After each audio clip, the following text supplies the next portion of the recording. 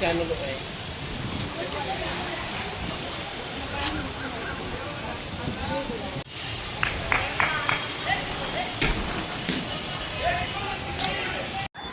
नमस्कार, माझं नाव राहुल दहिंडे आणि मी पंढरपुरातला एक नागरिक आहे.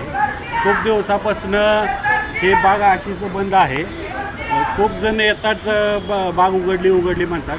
कालच उद्घाटन झालेलं असं कळलं, सगळीकडे न्यूज आली आणि आता आज तर सगळे आलेले इथं तर बाग बंदच आहे.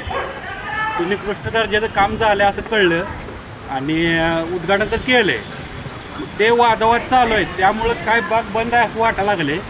पण इथं लहान लहान मुलं सगळे आम्ही फॅमिली घेऊन आलेलो आहे. हे लहान लहान मुले आशेने येतात की बाबा बाग चालू झाली आहे. तिथं खूप वर्षापासून बाग बंद होती, 10 वर्ष झाली बाग बंद होती. पण आता सगळ्यांची एकच मागणी आहे की बाग लवकरात लवकर चालू करावी, ही सर्व जनतेची मागणी आहे.